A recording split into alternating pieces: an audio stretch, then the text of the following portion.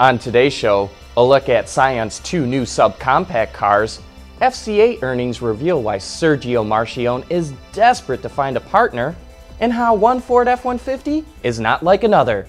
All that and more coming right up on Autoline Daily.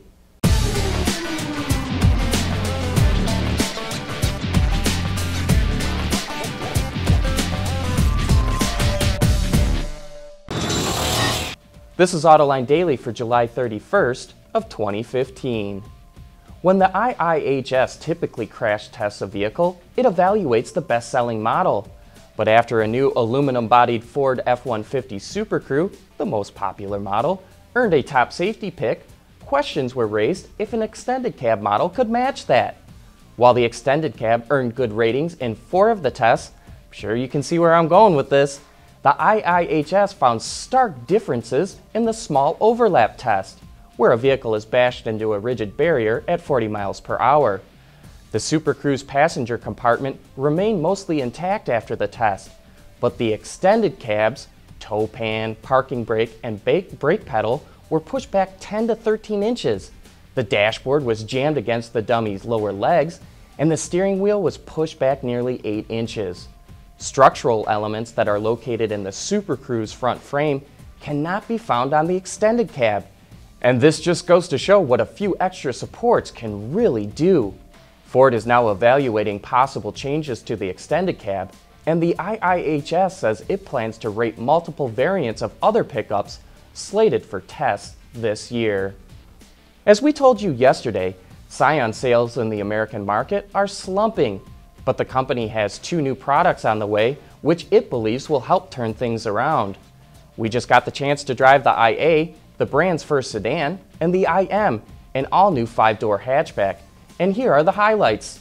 Let's start with the IA, which is actually based on the Mazda 2 and uses the company's Skyactiv powertrain and chassis. Under the hood is a 1.5-liter 4-cylinder that can be mated to a 6-speed manual or automatic transmission. Fuel economy for the manual is rated at 35 miles per gallon combined, while the automatic averages 37 mpg. The engine is a bit sluggish. It only cranks out 106 horsepower, but once you get up to speed, the car performs well. And even though it's a subcompact, there's a good amount of head and legroom for both the driver and front passenger. Inside, the IA is equipped with the same dash-mounted infotainment screen that Mazda uses, and it borrows its rotary control functions as well. Pricing for the IA starts at $16,500 with the manual and $17,500 for the automatic. Now let's take a look at the IM. It's powered by a 1.8-liter 4-cylinder that can be matched to a 6-speed manual or a CVT. Its fuel economy is rated at 31 mpg combined with the manual and 32 combined with the CVT. While it's no speed demon, the IM isn't as pokey as the IA. It's rated at 137 horsepower. And like the IA, the IM also boasts a good amount of leg and headroom for the front passengers. Overall, it's kind of a fun car to drive, but we would have liked the gear shifts with the manual to be a bit smoother. Pricing for the IM starts just over $19,000 for the manual and just over $20,000 for the CVT. Both the IA and IM will be hitting Scion dealers on September 1st. Still to come, FCA earnings show why it's desperate for a partner, and PSA outperforms Renault in the first half. Autoline Daily is brought to you by Bridgestone Tires, your journey, our passion. Dow Automotive Systems, breakthrough technologies for lightweight vehicles. And by Hyundai. Learn more at Hyundai.com. FCA posted its second quarter earnings, and it showed dramatic improvements over last year. But these numbers also show why CEO Sergio Marchionne is desperate to find a partner. First, let's start with the numbers. FCA sold nearly 1.2 million vehicles in the last 3 months, but that was up only 1% compared to last year. Even so, thanks to a richer mix and higher prices, revenues jumped 25% to over 29 billion euros. The earnings before interest and taxes surged 57%, and net profits were up 69%. FCA also managed to reduce its debt by 600 million euros, and it generated over 3 billion euros in free cash flow. Even so, the company's net profit margin was a minuscule 1%. That sure sounds like a lot of time and effort to make just 1%. And it sure shows why Sergio needs another automaker to partner with.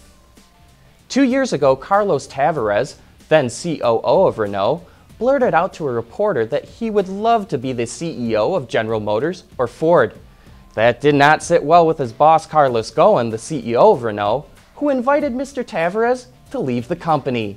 It didn't take long for Tavares to land as CEO of PSA, the parent company of Peugeot and Citroën. And the latest financial numbers show why he was itching to run his own car company. PSA is selling more cars than Renault, it has higher revenue, and a better operating profit. Renault's net profit is better, but PSA is closing in fast. Even more telling is that Renault did not generate any free cash flow, while PSA generated 2.8 billion euros in free cash. And you've just got to believe that Carlos Tavares is grinning from ear to ear. Coming up next, a demo of Apple's new CarPlay system in the 2016 Honda Accord. For the people at Dow, racing is a sport and a science. We enjoy one and learn from the other. But like most competitive people, we like winning at both. This is the human element at work. Dow. There's more car news and industry insight from the Autoline network every day. Take a moment to click that subscribe button. You'll never miss another Autoline episode.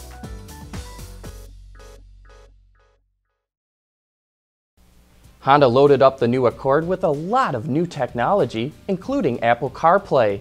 The system allows for the screen on your dashboard to look and work just like your smartphone. Here's a quick demo of how it works. Hi, my name is Davis Adams with Honda Public Relations, and we're here in the 2016 Honda Accord. I'm going to show you how Apple CarPlay works in the car. So as you can tell, I already have an iPhone 5S plugged in. It works from the iPhone 5 all the way up to the 6 Plus at this point. And as you can see, your Apple screen is already displaying on the car. So the way the system works, it's all voice commanded through Siri. So it's very easy, it's very intuitive, and I'll show you how this works. To make a phone call, call David Wright. Calling David Wright. And just like that, she makes a phone call to whoever you want her to call, just like on your phone. Now you can also use this for texting, for email. I'll show you how the text messages work. Send a text message to David Wright. Okay, what do you want to say to David Wright? Tell him that I'm running late. Your message to David Wright says, tell him that I'm running late. Ready to send it? Yes.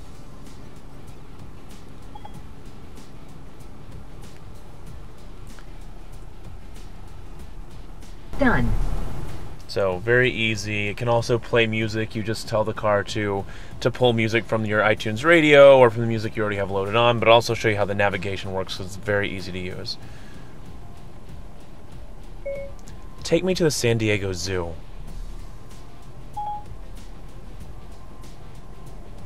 Getting directions to San Diego Zoo. So the system is really very simple to use. It's all meant to be worked, completely via voice, and that's really intended not only to make things easy for you and to give you the functionality. Oh, I'm sorry, the functionality from your phone to the car, but it also keeps you from playing with your phone when you're driving to help with the safety, which is something that Honda's always looking for their vehicles. Well, that wraps up today's show. Thanks for watching. Have a great weekend, and we'll see you back here again on Monday.